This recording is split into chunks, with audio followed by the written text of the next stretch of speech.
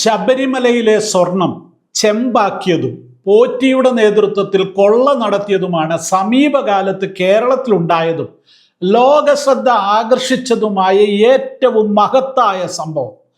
ആ സംഭവത്തെ രാഷ്ട്രീയ കേരളത്തെ ഇളക്കിമറിക്കുന്ന പാരഡിയാക്കി മാറ്റിയ എല്ലാവരെയും അഭിനന്ദിക്കുന്നു. എൻ്റെ സുഹൃത്തും ഹാലലിയ പത്രത്തിലെ കോളമിസ്റ്റും എഴുത്തുകാരനുമായ സാം ടി സാമുവേൽ ജനുവരി 1 ലക്കത്തിലേക്ക് അയച്ചു തന്ന ആർട്ടിക്കിൾ സ്വർണം ചെമ്പായി മാറ്റിയേ എന്ന ഗാനത്തിൻ്റെ പശ്ചാത്തലത്തിൽ എഴുതിയതാണ്. അത് വായിച്ചതിൻ്റെ പ്രചോദനത്തിൽ ബൈബിളിൽ വിവരിക്കുന്ന സ്വർണം മാറ്റി ചെമ്പ് വെക്കേണ്ടി വന്ന ഒരു സംഭവത്തെക്കുറിച്ചും സ്വർണത്തെക്കുറിച്ചുള്ള ബൈബിളിലെ പരാമർശങ്ങളെക്കുറിച്ചും ഞാനൊരു പഠനം നടത്താൻ ശ്രമിച്ചു. അനേക തവണ വായിച്ചു വിട്ടിട്ടുള്ളതാണെങ്കിലും ഈ നിലയിൽ പരിശോധിച്ചപ്പോൾ പഠിച്ചപ്പോൾ ലഭിച്ച അറിവുകൾ കൗതുകകരമാണ്. അതാണ് ഈ വീഡിയോയിൽ ഞാൻ വിശദീകരിക്കുവാൻ ശ്രമിക്കുന്നത്. നിങ്ങൾ ഈ ചാനൽ ഇതുവരെ സബ്സ്ക്രൈബ് ചെയ്തിട്ടില്ലെങ്കിൽ സബ്സ്ക്രൈബ് ചെയ്യുക. ഞങ്ങളുടെ ഈ ക്രിസ്തീയ ശുശ്രൂഷയിൽ പങ്കാളിയാകുവാനും നിങ്ങൾക്ക് അവസരമുണ്ട്. ചെറിയൊരു തുക നൽകി ചാനലിൻ്റെ മെമ്പർഷിപ്പ് എടുക്കുക. ആരെയും നിർബന്ധിക്കുന്നില്ല. ഓരോ വീഡിയോയും തയ്യാറാക്കുന്നത് ശ്രമകരമായ ദൗത്യമാണ്. പലരുടെ അധ്വാനം ഇതിൻ്റെ പുറകിലുണ്ട്. നിങ്ങളുടെ ചെറിയ കൈത്താങ്ങൽ ഞങ്ങൾക്ക് ഏറെ ആശ്വാസമാകും. കൂടുതൽ മികച്ച വീഡിയോകളും കൂടുതൽ ക്വാളിറ്റിയോടെ ചെയ്യാമെന്ന് ഞങ്ങൾ പ്രതീക്ഷിക്കുന്നു. നിങ്ങളുടെ സഹകരണവും പ്രതീക്ഷിക്കുന്നു. നമുക്ക് വിഷയത്തിലേക്ക് പ്രവേശിക്കാം. 1. തിരുവെഴുത്തിലെ സ്വർണം. വിശുദ്ധ ബൈബിളിൽ ഉൽപ്പത്തി മുതൽ വെളിപ്പാട് വരെ നീളുന്ന ചരിത്രത്തിലുടനീളം സ്വർണം എന്ന മഞ്ഞ ലോഹം നിർണായകമായ സ്ഥാനം വഹിക്കുന്നുണ്ട്. മനുഷ്യ ചരിത്രത്തിൻ്റെ ആരംഭം മുതൽ ദൈവത്തിൻ്റെ സൃഷ്ടിയിലെ ഏറ്റവും അമൂല്യമായ വസ്തുവായി സ്വർണം കണക്കാക്കപ്പെടുന്നു. ബൈബിളിൽ 400-ലധികം തവണ സ്വർണത്തെക്കുറിച്ചുള്ള പരാമർശങ്ങൾ ഉണ്ടെന്നറിയുമ്പോൾ തന്നെ ഈ ലോഹത്തിൻ്റെ പ്രാധാന്യം എത്രത്തോളം ഉണ്ടെന്നതിൻ്റെ തെളിവായി നമുക്കത് മനസ്സിലാക്കുവാൻ സാധിക്കും. ഈ പരാമർശങ്ങൾ ഒരു ലോകത്തെക്കുറിച്ചുള്ള വിവരണങ്ങൾ മാത്രമല്ല, മറിച്ച് അവ ആഴമേറിയ ആത്മീയ സത്യങ്ങളുടെയും ദൈവിക പദ്ധതികളുടെയും മനുഷ്യന്റെ ഹൃദയനിലയുടെയും പ്രതീകാത്മകമായ വെളിപ്പെടുത്തലുകൾ കൂടെയായി മാറുന്നു. ദൈവത്തിൻ്റെ മഹത്വം, രാജകീയ അധികാരം, വിശുദ്ധി, നിത്യത എന്നിവയെ സൂചിപ്പിക്കുവാൻ വേദപുസ്തകം സ്വർണത്തെ ഉപയോഗിക്കുന്നു. അതേസമയം മനുഷ്യന്റെ അത്യാഗ്രഹം, വിഗ്രഹാരാധന, അഹങ്കാരം എന്നിവയുടെ ചിഹ്നമായും സ്വർണം പലപ്പോഴും മാറുന്നുണ്ട്. ഏദൻ തോട്ടത്തിലെ നിർമ്മലമായ സ്വർണം മുതൽ ഇസ്രായേൽ മക്കൾ മരുഭൂമിയിൽ നിർമ്മിച്ച സ്വർണ്ണ കാളക്കുട്ടി വരെയും, പിന്നീട് ശലോമോന്റെ ദേവാലയത്തിലെ അതിമനോഹരമായ സ്വർണ്ണപ്പണികൾ മുതൽ ഒടുവിൽ പുതിയ യെരുശലേമിലെ സ്ഫടികതുല്യമായ സ്വർണ്ണ വീഥികൾ വരെയും നീളുന്ന ഒരു യാത്രയാണിത്. മനുഷ്യകുലത്തിൻ്റെ വീഴ്ചയുടെയും വീണ്ടെടുപ്പിൻ്റെയും ദീർഘമായ കഥ കൂടിയാണ് ഇതിൽ പറയുന്നത്. 2. ഉൽപ്പത്തിയും ഗോത്രപിതാക്കന്മാരും. ബൈബിളിലെ ആദ്യ പുസ്തകമായ ഉൽപ്പത്തി പുസ്തകത്തിൻ്റെ ആരംഭത്തിൽ തന്നെ സ്വർണത്തെക്കുറിച്ചുള്ള പരാമർശമുണ്ട്. മനുഷ്യൻ പാപം ചെയ്യുന്നതിന് മുൻപ് ദൈവം സൃഷ്ടിച്ച ലോകത്തിൻ്റെ മനോഹരതയെയും സമൃദ്ധിയെയും വർണ്ണിക്കുമ്പോഴാണ് സ്വർണം ആദ്യമായി ദൃശ്യമാകുന്നത്.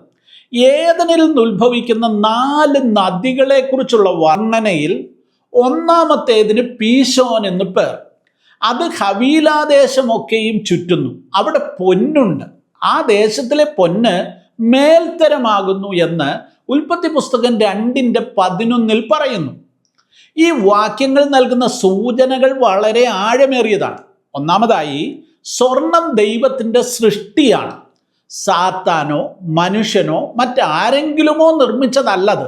അതുകൊണ്ട് തന്നെ അടിസ്ഥാനപരമായി സ്വർണം നല്ലതാണ്. രണ്ടാമത്തെ കാര്യം, ആ ദേശത്തെ സ്വർണം മേത്തരമാകുന്നു എന്ന ദൈവവചനം ഇതിനെ സാധൂകരിക്കുന്നതാണ്. പാപം ലോകത്തിൽ പ്രവേശിക്കുന്നതിന് മുൻപ് തന്നെ സ്വർണം അവിടെ ഉണ്ടായിരുന്നു എന്നത് ഭൗതിക സമ്പത്ത് തന്നെത്താൻ തിന്മയല്ലെന്നും അത് ദൈവിക ദാനമാണെന്നും നമ്മെ ഓർപ്പിക്കുന്നു. ഈ ഹവീലാദേശം എവിടെയാണെന്നതിനെക്കുറിച്ച് ചരിത്രകാരന്മാർക്കിടയിൽ അഭിപ്രായ വ്യത്യാസങ്ങളുണ്ട്. ഏദൻ തോട്ടത്തിൽ നിന്ന് ഉത്ഭവിക്കുന്ന നദി അവിടെ എത്തുന്നതിലൂടെ ദൈവിക ജീവനും സമൃദ്ധിയും പ്രകൃതിയിലെ വിഭവങ്ങളുമായി എങ്ങനെ ബന്ധപ്പെട്ടിരിക്കുന്നു എന്ന് ഈ വാക്യത്തിൽ നമുക്ക് മനസ്സിലാക്കാം. ഈ ഗോത്രപിതാക്കന്മാരുടെ സമ്പത്താണ് അടുത്ത വിഷയം. അബ്രഹാം, ഇസഹാക്ക്, യാക്കോബ് എന്നീ ഗോത്രപിതാക്കന്മാരുടെ ജീവിതത്തിൽ സ്വർണം ദൈവാനുഗ്രഹത്തിൻ്റെ ഒരു അടയാളമായിരുന്നു. ദൈവം അബ്രഹാമിനെ വിളിച്ചപ്പോൾ അവനെ വലിയൊരു ജാതിയാക്കുമെന്നും അനുഗ്രഹമാക്കുമെന്നും വാഗ്ദാനം ചെയ്തു. ഈ അനുഗ്രഹത്തിൻ്റെ ഭൗതികമായ തെളിവുകളിൽ ഒന്ന് അവരുടെ കയ്യിലുള്ള സ്വർണമായിരുന്നു. ഉൽപ്പത്തി 13:2 നമ്മൾ ഇപ്രകാരം വായിക്കുന്നു: അബ്രഹാം കന്നുകാലി, വെള്ളി, സ്വർണം എന്നിവയാൽ വലിയ ധനവാനായിരുന്നു. കൂടാതെ അബ്രഹാമിന്റെ പുത്രനായ ഇസഹാക്കിനു വേണ്ടി വധുവിനെ കണ്ടെത്തുവാൻ അബ്രഹാം തന്റെ ദാസനായ എലയാസറിനെ അയക്കുന്നു. എലിയാസർ കന്യകയായ റബേക്കയെ കണ്ടെത്തുമ്പോൾ കൈമാറുന്ന സമ്മാനങ്ങളിലും സ്വർണം ഉൾപ്പെടുന്നു. ഇങ്ങനെയാണത് എഴുതിയിരിക്കുന്നത്: അവൻ 1/2 ശേക്കൽ തൂക്കമുള്ള ഒരു പൊൻമുക്കുത്തിയും അവളുടെ കൈക്ക് 10 ശേക്കൽ തൂക്കമുള്ള 2 പൊൻവളയും നൽകി. ഈ സന്ദർഭങ്ങളിലെല്ലാം സ്വർണം സ്നേഹത്തിൻ്റെയും ആദരവിൻ്റെയും കുടുംബ ബന്ധങ്ങളുടെയും മൂല്യത്തെ പ്രതിഫലിപ്പിക്കുന്ന ഒന്നായി മാറുന്നു. എന്നാൽ ഗോത്രപിതാക്കന്മാർ ഒരിക്കലും സ്വർണത്തെ തങ്ങളുടെ ദൈവത്തെക്കാൾ കൂടുതലായി സ്നേഹിക്കുകയോ അതിൽ ആശ്രയിക്കുകയോ ചെയ്തില്ല. ഇനി മൂന്നാമത്തെ കാര്യം, പുറപ്പാട് പുസ്തകവും മരുഭൂമിയിലെ ആരാധനയും. ഇസ്രായേൽ ജനതയുടെ ചരിത്രത്തിലെ ഏറ്റവും നിർണായകമായ ഒരു കാലഘട്ടമാണ് അടിമ വീടായ ഈജിപ്തിൽ നിന്ന് അവർ പുറപ്പെട്ടതും മരുഭൂമിയിലെ യാത്രയും. ഈ സമയത്ത് സ്വർണം 2 വ്യത്യസ്ത ധ്രുവങ്ങളിൽ നിൽക്കുന്നതായി നാം കാണുന്നു. ഒന്ന് വിഗ്രഹാരാധനയുടെ ഉപാധിയായും മറ്റൊന്ന് ദൈവത്തെ ആരാധിക്കുന്നതിനുള്ള വിശുദ്ധ വസ്തുവായും പ്രത്യക്ഷപ്പെടുന്നു. ഇസ്രായേൽ മക്കൾ ഈജിപ്തിൽ നിന്ന് പുറപ്പെട്ടപ്പോൾ വെറുങ്കയോടെ അല്ല അവർ പോന്നത്. ദൈവം നൽകിയ കൽപ്പന പ്രകാരം അവർ ഈജിപ്തുകാരിൽ നിന്ന് വെള്ളിയും സ്വർണവും ഒക്കെ ചോദിച്ചു വാങ്ങി.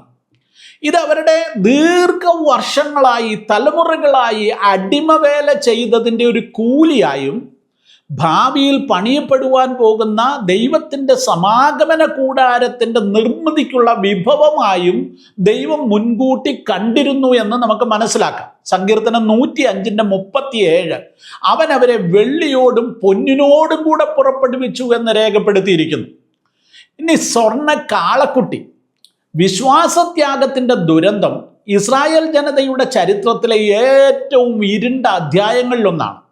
സ്വർണ്ണക്കാളക്കുട്ടിയുടെ നിർമ്മാണം മോശെ സീനായ് പർവ്വതത്തിൽ ദൈവവുമായി സംസാരിച്ചു കൊണ്ടിരിക്കുകയാണ്. താഴ്വരയിൽ ജനം അക്ഷമരാകുകയും അഹരോനോട് തങ്ങൾക്കൊരു ദൈവത്തെ ഉണ്ടാക്കി തരണമെന്ന് ആവശ്യപ്പെടുകയും ചെയ്തു. ഇത് കേട്ട അഹരോൻ, നിങ്ങൾ നിങ്ങളുടെ ഭാര്യമാരുടെയും പുത്രിമാരുടെയും പൊന്നാഭരണങ്ങൾ ഊരി എൻ്റെ അടുക്കൽ കൊണ്ടുവരുവിനെന്ന് പറഞ്ഞു. അവർ അതെല്ലാം കൊണ്ടുവന്നു.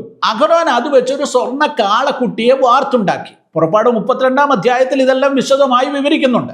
ഇവിടെ സ്വർണം ദൈവത്തിന് പകരമായി മാറുന്നു. ദൈവം നൽകിയ അനുഗ്രഹം ദൈവത്തിനെതിരെ തന്നെ ഉപയോഗിക്കുന്നു. മലയിൽ നിറങ്ങി വന്ന മോശ ആ വിഗ്രഹത്തെ തീയിലിട്ട് ചുട്ട് നശിപ്പിക്കുന്നു.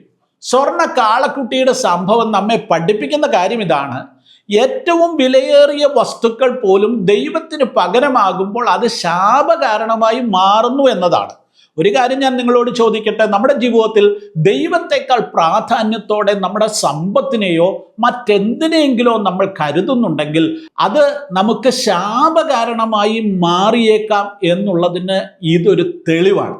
അടുത്തത് സമാഗമന കൂടാരത്തെക്കുറിച്ചാണ്. വിഗ്രഹാരാധനയുടെ പാപത്തിന് ശേഷം ഇസ്രായേലിന് യഹോവയെ ആരാധിക്കാൻ ഒരു കൂടാരം നിർമ്മിക്കുവാൻ ദൈവം കൽപ്പിക്കുന്നു.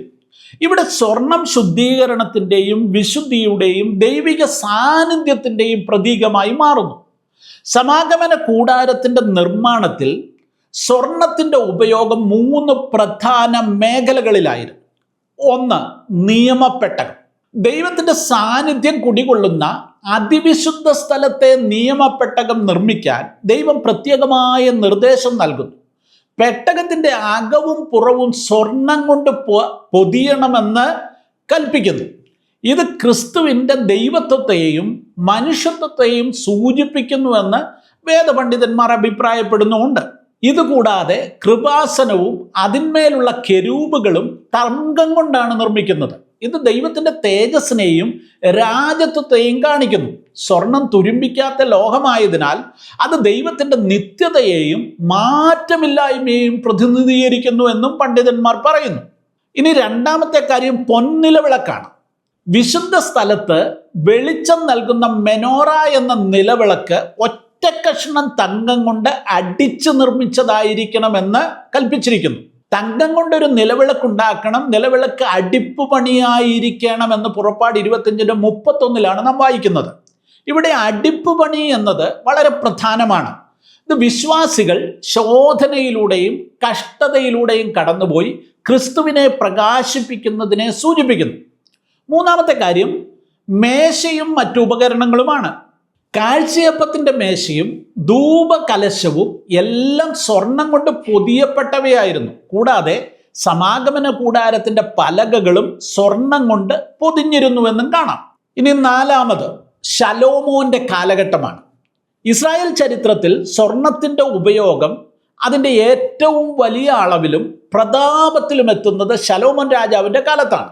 ശലോമോൻ രാജാവിൻ്റെ സകല പാനപാത്രങ്ങളും പൊന്നുകൊണ്ടും ലെബാനോൻ ഗൃഹത്തിലെ ഉപകരണങ്ങളൊക്കെയും തങ്കം കൊണ്ടുമായിരുന്നുവെന്ന് വേദപുസ്തകത്തിൽ പറയുന്നു. ശലോമോൻ പണിത ദൈവാലയം സമാഗമന കൂടാരത്തെക്കാൾ അതിബൃഹത്തായതും സ്വർണത്താൽ അതിമനോഹരമായി അലങ്കൃതവുമായിരുന്നു. ദൈവാലയത്തിലെ നിലം പോലും സ്വർണം പാകിയതായിരുന്നു എന്നത് ദൈവത്തിൻ്റെ വിശുദ്ധിയെയും സ്വർഗീയ മഹത്വത്തെയും ചൂണ്ടിക്കാണിക്കുന്നതാണ്. അവിടെ ഉപയോഗിച്ചിരിക്കുന്ന സ്വർണം പർവായിം സ്വർണമായിരുന്നു എന്ന് 2 ദിനവൃത്താന്തം 3:6 പറയുന്നു. ഇത് അന്നത്തെ കാലത്ത് ഏറ്റവും മേന്മേറിയ സ്വർണമായി കണക്കാക്കപ്പെട്ടിരുന്നു. ദൈവത്തിന് കൊടുക്കുന്നത് ഏറ്റവും മികച്ചതായിരിക്കണമെന്ന തത്വം ഇതിൽ നമുക്ക് മനസ്സിലാക്കാം. ഇവിടെ ഒരു കാര്യം കൂടി ഓർക്കേണ്ടതുണ്ട്. ശലോമോനും 666 താലന്ത് സ്വർണവും. ഒരു നിഗൂഢത ഇതിനകത്തുണ്ട്. ശലോമോൻ ഓരോ വർഷവും ലഭിച്ചിരുന്ന സ്വർണത്തിൻ്റെ കണക്ക് ബൈബിൾ കൃത്യമായി രേഖപ്പെടുത്തുന്നു. ഇത് വേദപണ്ഡിതന്മാർക്കിടയിൽ വലിയ ചർച്ചകൾക്ക് വഴിവെച്ചിട്ടുള്ള ഒരു വിഷയമാണ്. ശലോമോൻ ആണ്ടുതോറും വന്നിരുന്ന പൊന്നിൻ്റെ തൂക്കം 666 താലന്തായിരുന്നുവെന്ന് 1 രാജാക്കന്മാർ 10:14 നമ്മൾ വായിക്കുന്നു. ഈ 666 എന്ന സംഖ്യയാണ് പിൽക്കാലത്ത് വെളിപ്പാട് പുസ്തകത്തിൽ മൃഗത്തിൻ്റെ സംഖ്യയായി കണക്കാക്കപ്പെടുന്നത്. ഇത് യാദൃച്ഛികമല്ല എന്ന് പലരും കരുതുന്നു. ബൈബിളിൽ ഒരിടത്തും യാദൃച്ഛികതകൾ ഇല്ല എന്നും നമ്മൾ ഓർക്കണം. ശലോമോന്റെ ഈ സമ്പത്ത് ദൈവിക അനുഗ്രഹമായിരുന്നുവെങ്കിലും അതൊരു അപകടകരമായ അവസ്ഥയിലേക്ക് ശലോമോനെ കൊണ്ടെത്തിച്ചു എന്നുള്ളതാണ് യാഥാർത്ഥ്യം. പ്രതിവർഷം ലഭിച്ചിരുന്ന ഈ 666 താലന്ത്, അതായത് ഏകദേശം 25 ടൺ സ്വർണം, മനുഷ്യന്റെ പൂർണ്ണമായ ഭൗതികതയെയും ദൈവത്തെ കൂടാതെ സമ്പത്തിൽ ആശ്രയിക്കുന്നതിനെയും സൂചിപ്പിക്കുന്നു. ശലോമോന്റെ പതനത്തിന് കാരണമായത് ഈ അമിതമായ സമ്പത്തും അത് നൽകിയ അധികാരവും ആർഭാടവും വിദേശ സ്ത്രീകളുമായുള്ള ബന്ധവുമാണെന്ന് വേദപുസ്തകം പഠിക്കുന്നവർക്കറിയാം. അടുത്തതാണ് പൊൻപരിചകൾ ചെമ്പായി മാറുന്നത്. ശലോമോൻ തൻ്റെ കൊട്ടാരത്തിലേക്ക് 200 വലിയ പരിചകളും 300 ചെറിയ പരിചകളും സ്വർണം കൊണ്ട് ഉണ്ടാക്കിയിരുന്നു. ശലോമോൻ രാജാവ് അടിച്ചു പരത്തിയ പൊന്നുകൊണ്ട് 200 വൻ പരിച ഉണ്ടാക്കി. ഓരോ പരിചയ്ക്കും 600 ശേക്കൽ പൊന്നു ചെലവായി. അടിച്ചു പരത്തിയ പൊന്നുകൊണ്ട് അവൻ 300 ചെറുപരിചയും ഉണ്ടാക്കി. ഓരോ ചെറുപരിചയ്ക്ക് 3 മാനെ പൊന്നു ചെലവായി. 1 രാജാക്കന്മാർ 10-ാം അധ്യായത്തിലാണ് ഇത് വായിക്കുന്നത്. എന്നാൽ അവൻ്റെ മരണശേഷം ശലോമോൻ രാജാവിൻ്റെ മകൻ രാജ്യഭാരം ഏറ്റെടുത്തു. അക്കാലത്ത് ഈജിപ്തിലെ രാജാവായിരുന്ന ശീശക് ഇവിടെ വന്ന് ആക്രമിക്കുകയും ഈ ദേവാലയത്തിലുണ്ടായിരുന്ന അല്ലെങ്കിൽ ശലോമോൻ ശേഖരിച്ചു വെച്ചിരുന്ന സ്വർണമെല്ലാം എടുത്തുകൊണ്ടുപോവുകയും ചെയ്തു. അവസാനം അവിടെ ഉണ്ടായിരുന്ന ഈ സ്വർണ്ണ പരിചകൾക്ക് പകരം ചെമ്പിൽ തീർത്ത പരിചകൾ വെക്കേണ്ടി വന്നു. ഇത് ഇസ്രായേലിൻ്റെ ആത്മീയ അധപ്പതനത്തെ കാണിക്കുന്നതാണ്. ഒരു കാലത്ത് ദൈവത്തിൻ്റെ മഹത്വം പ്രതിഫലിപ്പിച്ചിരുന്ന സ്വർണം പാപനിമിത്തം ദൈവസന്നിധിയിൽ നിന്ന് അന്യപ്പെട്ടു പോയതുകൊണ്ട് അത് നഷ്ടമാകുകയും വില കുറഞ്ഞ ലോഹം ചെമ്പ് അവിടെ സ്ഥാനം പിടിക്കുകയും ചെയ്തു. ഇത് സഭയുടെയോ വ്യക്തിയുടെയോ ആത്മീയ തകർച്ചയെ സൂചിപ്പിക്കുന്നതാണ്. ശബരിമലയിൽ സ്വർണം ചെമ്പായി മാറിയെന്നതുപോലെ ബൈബിളിൽ സ്വർണം ചെമ്പാക്കി മാറ്റിയ സാഹചര്യം ഇതാണ്. ബൈബിളിലെ സ്വർണത്തിൻ്റെ കഥ തുടരാം. 5-ാമത്തെ കാര്യം, സ്വർണം സങ്കീർത്തനങ്ങളിൽ. ബൈബിളിലെ കാവ്യഗ്രന്ഥങ്ങളായ ഇയ്യോബ്, സങ്കീർത്തനങ്ങൾ, സദൃശ്യവാക്യങ്ങൾ, സഭാപ്രസംഗി എന്നിവയിൽ സ്വർണത്തെക്കുറിച്ചുള്ള കാഴ്ചപ്പാട് ചരിത്ര പുസ്തകങ്ങളിൽ നിന്ന് വ്യത്യസ്തമാണ്. ഇവിടെ സ്വർണം ഒരു താരതമ്യ ഉപാധിയായി മാറുന്നു. സ്വർണത്തെക്കാൾ വിലയേറിയ കാര്യങ്ങളെക്കുറിച്ച് ഈ പുസ്തകങ്ങൾ നമ്മെ പഠിപ്പിക്കുന്നു. യോബിന്റെ പുസ്തകം 28-ാം അധ്യായം ഒരു ഖനനത്തിന്റെ ചരിത്രമാണ് നൽകുന്നത്. മനുഷ്യൻ ഭൂമിയുടെ ആഴങ്ങളിൽ ചെന്ന് സ്വർണവും രത്നങ്ങളും കണ്ടുപിടിക്കുന്നു. എന്നാൽ യഥാർത്ഥ ജ്ഞാനം എവിടെ കിട്ടുമെന്ന ചോദ്യത്തിന് മുമ്പിൽ സ്വർണം നിഷ്പ്രഭമായി പോകുന്നു. ഈ വാക്യങ്ങൾ മനുഷ്യനെ ഓർമ്മിപ്പിക്കുന്നത് ദൈവഭയമാണ്, ദൈവഭക്തിയാണ് യഥാർത്ഥ ജ്ഞാനമെന്നും അത് ലോകത്തിലെ എല്ലാ സ്വർണവും കൊടുത്താലും വാങ്ങാൻ കഴിയുന്നതല്ല എന്നുമാണ്. സ്വർണത്തിന് പരിധികളുണ്ട്, എന്നാൽ ദൈവിക ജ്ഞാനത്തിന് അതിരുകളില്ല. സങ്കീർത്തനത്തിലേക്ക് വരുമ്പോൾ വചനത്തിൻ്റെ മാധുര്യമാണ് സ്വർഗത്തേക്കാൾ വലുത്. ദാവീദ് രാജാവ് തനിക്ക് ധാരാളം സ്വർണമുണ്ടായിരുന്നിട്ടും ദൈവത്തിൻ്റെ വചനത്തെയാണ് കൂടുതൽ കാക്ഷിച്ചത്. സ്വർണത്തെക്കാൾ ശ്രേഷ്ഠമായ സമ്പത്തായി അദ്ദേഹം ദൈവീയ കൽപ്പനകളെ, വചനത്തെ കണ്ടു. ദാവീദ് പറയുന്നു, അവ പൊന്നിലും വളരെ തങ്കത്തിലും ആഗ്രഹിക്കത്തക്കതും തേനിലും തേൻകട്ടയിലും മധുരമുള്ളതുമാകുന്നു. 19-ാം സങ്കീർത്തനത്തിലാണത്. അതുകൊണ്ട് നിന്റെ കൽപ്പനകൾ എനിക്ക് പൊന്നിലും തങ്കത്തിലും അധികം പ്രിയമാകുന്നു. 119-ാം സങ്കീർത്തനത്തിൽ ദാവീദ് എഴുതുന്നു. ഇവിടെ സ്വർണം മനുഷ്യന് നൽകുന്ന ഭൗതിക സുരക്ഷയേക്കാൾ വലിയ ആത്മീയ സുരക്ഷിതത്വം ദൈവവചനം നൽകുന്നു എന്ന സത്യം വെളിപ്പെടുന്നു. സ്വർണം നമ്മുടെ കയ്യിൽ നിന്ന് മോഷ്ടിക്കപ്പെട്ടേക്കാം, നഷ്ടപ്പെട്ടേക്കാം. എന്നാൽ ദൈവവചനം ഹൃദയത്തിൽ സൂക്ഷിച്ചാൽ അതാർക്കും നമ്മിൽ നിന്ന് കവർന്നെടുത്ത് കളയുവാൻ സാധിക്കത്തില്ല. 6, പ്രവാചകർ സ്വർണത്തിൻ്റെ നിസാരത വെളിപ്പെടുത്തുന്നു. ഇസ്രായേൽ ജനത ദൈവത്തെ വിട്ട് വിഗ്രഹാരാധനയിലേക്കും അത്യാഗ്രഹത്തിലേക്കും തിരിഞ്ഞപ്പോൾ പ്രവാചകന്മാർ അവർക്കെതിരെ ശബ്ദമുയർത്തി. പ്രവാചകന്മാരുടെ പുസ്തകങ്ങളിൽ സ്വർണം പലപ്പോഴും ദൈവകോപത്തിൻ്റെ പശ്ചാത്തലത്തിലാണ് പറയുന്നത്. യെഹസ്കേൽ പ്രവാചകൻ യെരുശലേമിൻ്റെ നാശത്തെക്കുറിച്ച് പ്രവചിക്കുമ്പോൾ അവർ ആശ്രയിച്ചിരുന്ന സ്വർണം അവർക്ക് ശാപമായി മാറുമെന്ന് മുന്നറിയിപ്പ് നൽകുന്നു. ആ വാക്യം ഇങ്ങനെയാണ്: അവർ തങ്ങളുടെ വെള്ളിയെ തെരുക്കളിൽ എറിഞ്ഞുകളയും, അവരുടെ പൊന്നവർക്ക് മലിനമായിരിക്കും. യഹോവയുടെ കോപ ദിവസത്തിൽ അവരുടെ വെള്ളിക്കും പൊന്നിനും അവരെ വിടുവിപ്പാൻ കഴിയുകയില്ല. യെഹസ്കേൽ പ്രവചനം 7-ാം അധ്യായത്തിലാണ് ഈ വാക്യം. അതായത് ദൈവകോപത്തിൻ്റെ നാളിൽ ഭൗതിക സമ്പത്തിന് മനുഷ്യനെ രക്ഷിക്കുവാൻ കഴിയുകയില്ല. അത് അവരുടെ അകൃത്യത്തിന് ഇടർച്ചയായിരുന്നു എന്ന് പ്രവാചകൻ പറയുന്നു. സ്വർണം അവരെ രക്ഷിക്കുന്നതിന് പകരം അവരുടെ നാശത്തിന് കാരണമായി തീരുന്നു. ബാബിലോൺ പ്രവാസത്തിന് ശേഷം മടങ്ങി വന്ന ജനങ്ങൾ ദേവാലയം പണിയാൻ മടി കാണിക്കുകയും സാമ്പത്തിക ബുദ്ധിമുട്ടുകൾ എടുത്തു പറയുകയും ചെയ്തപ്പോൾ ഹഗ്ഗായി പ്രവാചകൻ അവരെ ദൈവത്തിൻ്റെ പരമാധികാരം ഓർമ്മിപ്പിക്കുന്നുണ്ട്. വെള്ളി എനിക്കുള്ളത്, പൊന്നും എനിക്കുള്ളത് എന്ന സൈന്യങ്ങളുടെ യഹോവയുടെ അരുളപ്പാട് ഹഗ്ഗായി 2-ാം അധ്യായത്തിൽ നമ്മളത് വായിക്കുന്നു. ഇനി 7-ാമത്തെ കാര്യം, പുതിയ നിയമത്തിൽ സ്വർണത്തെക്കുറിച്ച് എന്തു പറയുന്നു? പുതിയ നിയമത്തിലേക്ക് വരുമ്പോൾ സ്വർണത്തെക്കുറിച്ചുള്ള കാഴ്ചപ്പാട് കൂടുതൽ ആത്മീയ തലത്തിലേക്ക് ഉയരുന്നു. യേശുക്രിസ്തുവിൻ്റെ ജനനം മുതൽ വെളിപ്പാട് വരെയുള്ള ഭാഗങ്ങളിൽ സ്വർണം പുതിയ അർത്ഥതലങ്ങൾ കൈവരിക്കുന്നത് നമുക്ക് കാണാൻ സാധിക്കും. യേശുവിൻ്റെ ജനന സമയത്ത് കിഴക്ക് നിന്ന് വന്ന വിദ്വാൻമാർ കൊണ്ടുവന്ന 3 സമ്മാനങ്ങളിൽ ഒന്ന് സ്വർണമായിരുന്നു എന്ന് നമ്മൾ വായിക്കുന്നു. പെട്ടകം തുറന്ന് അവന് പൊന്നും കുന്തിരുക്കവും മൂരും കാഴ്ചവെച്ചു. മത്തായി 2:11 പറയുന്നു.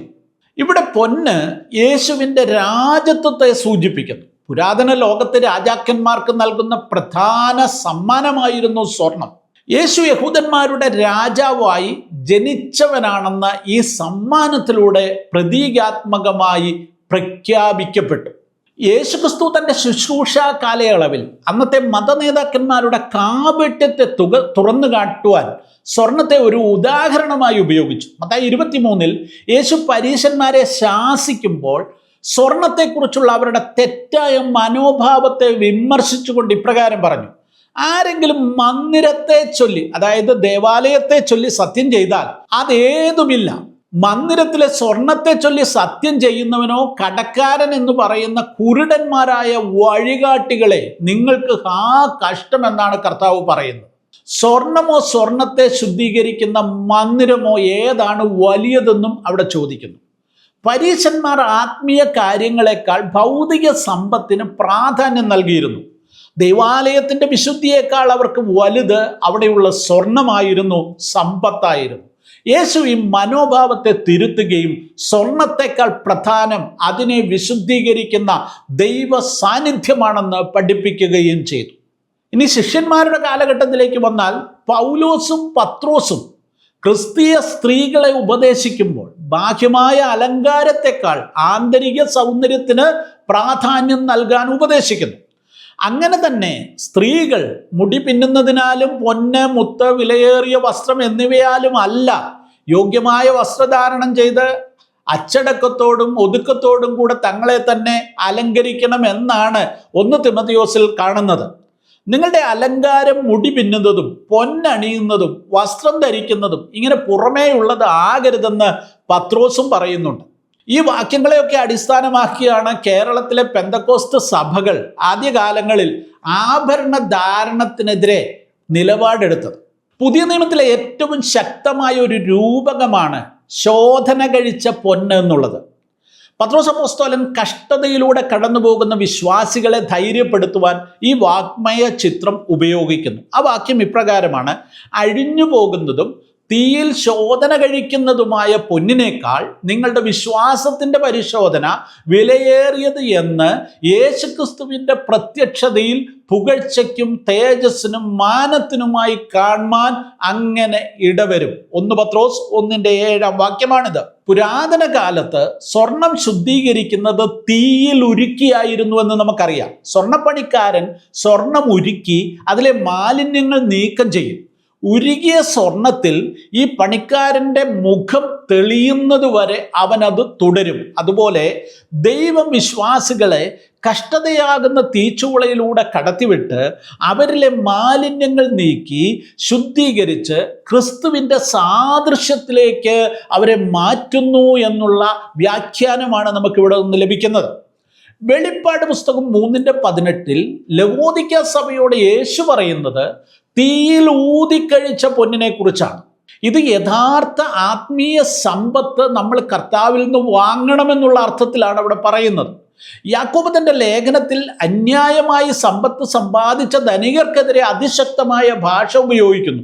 നിങ്ങളുടെ പൊന്നും വെള്ളിയും തുരുമ്പിച്ചു പോയി, അവയുടെ തുരുമ്പ് നിങ്ങൾക്ക് സാക്ഷിയായി തീരുകയും തീ പോലെ നിങ്ങളുടെ ജഡത്തെ തിന്നുകളയുകയും ചെയ്യും. ശാസ്ത്രീയമായി നോക്കിയാൽ സ്വർണം തുരുമ്പെടുക്കാത്ത ലോഹമാണ്. എന്നാൽ യാക്കോബ് ഇവിടെ തുരുമ്പ് എന്ന് പറയുന്നത് അവർ പൂഴ്ത്തിവെച്ച സമ്പത്തിന്റെ ഉപയോഗശൂന്യതയെയും അത് പാപങ്ങൾക്ക് കൊടുക്കാതിരുന്നതിൻ്റെ കുറ്റത്തെയുമാണ്. ആത്മീയമായി ആ സമ്പത്ത് ദ്രവിച്ചു കഴിഞ്ഞു എന്ന് അദ്ദേഹം സമർത്ഥിക്കുന്നു.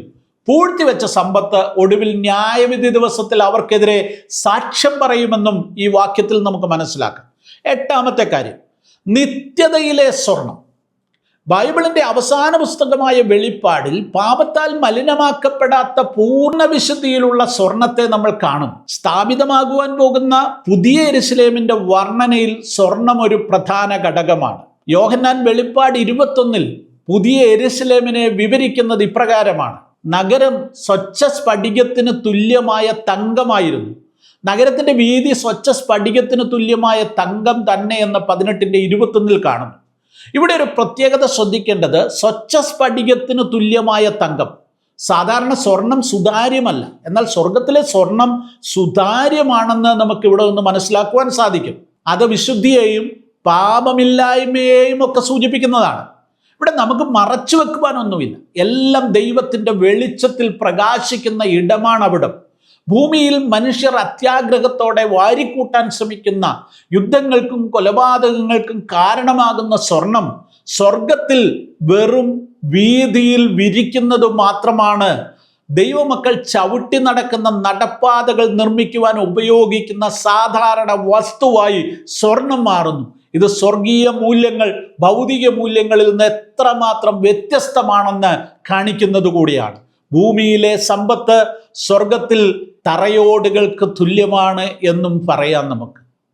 അവസാനമായി 9ാമത്തെ കാര്യം, സ്വർണത്തിലൂടെയുള്ള ദൈവിക സന്ദേശം.